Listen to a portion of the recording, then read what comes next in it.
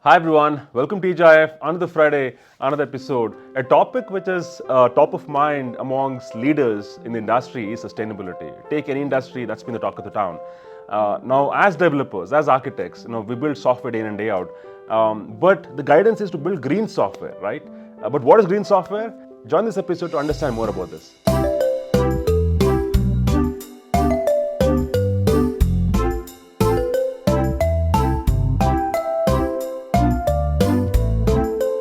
I'm pleased to welcome Divya, who is a senior technical architect at the Tech Center, to tell us more about what is green software. Divya, welcome to TGIF.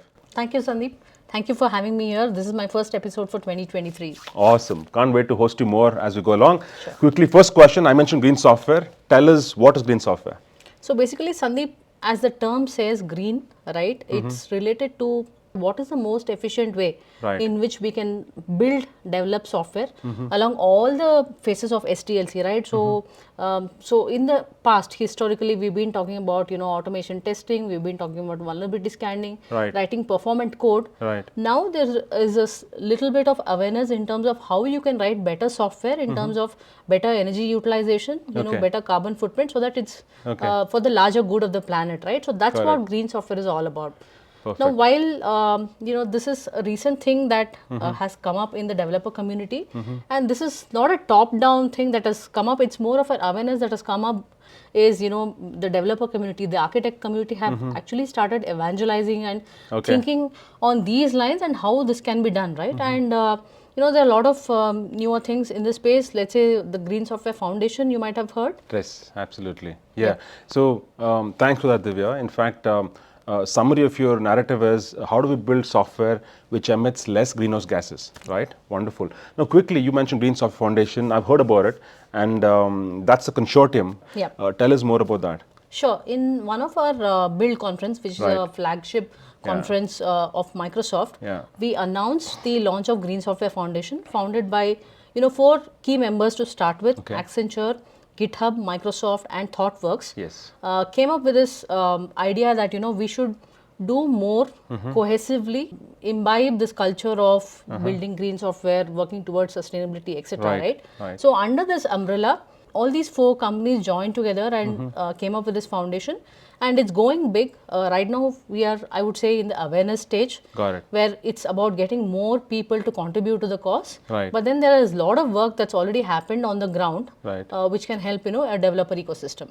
Perfect. I think we understood what is green software. There's a consortium who are actually building standards and guiding principles, helping us look at green software. Now let's look at an example, Divya. End of the day, if I'm a developer, I'm building a piece of software. What should I keep in mind with my sole intent to ensure that it qualifies as green software? Sure, Sandeep.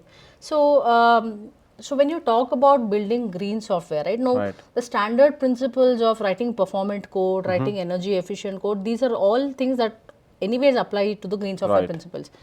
Plus, in addition to that, let's say you have right from your design phase, right from your architecture phase, your SDLC, your CI/CD pipeline, and all the way up to deployment. Do I have a forethought in each of these phases of my life cycle as to how energy efficient or how I can, with a lesser carbon footprint, do all these things without compromising on accuracy of my program or whatever, right? Wonderful. So let me give you an example. As a developer, if I were to think of, the microservices architecture pattern, right? Now, let's say microservice A calling microservice B. Now, as a developer, when I'm writing a performant code, I would, let's say, the service calling, making use of the internal backbone network of the cloud provider, right? Now, that's a standard principle which we anyway, suggest as part of the well-architected framework. Now, apart from that, let's say, can I run this particular microservice on a data center which runs on renewable source of energy? Wonderful. Right? Yeah. So that's the aspect that we bring in along with the existing SDLC principles, along with the best practices, along with the newest design patterns. We think about, what is the embodied carbon? Can I think about deploying this in time zones where, there's not much of load on the infrastructure and it can be more efficient in terms of performing, right? So software is not just about writing software. While running the software, you will have to make it more performant and energy efficient. So that's what the green software is all about. Now, just to add Microsoft actually went ahead and added sustainability as one of the key pillar in the well-architected framework. So that's how important it is. Awesome. So the way you mentioned well-architected framework, we're talking Green Software Foundation, and sustainability actually got added as one of the key tenet under well-architected framework. So is there any relation there? Yeah, definitely, Sandeep. So all this while we've been advocating, performance, security, reliability, etc. Right? Now, sustainability being added in the well-architected framework, that itself is a a loud thing to say that this also needs to be considered when you're moving to cloud, right? And in fact, when you move your applications to cloud, there is also a known research which states that you are leveraging the best infrastructure that's possible so that your carbon footprint is lesser, right? Perfect. So yeah, embodied with the principles of Green Software Foundation into the well-architected framework, I think they go hand in hand.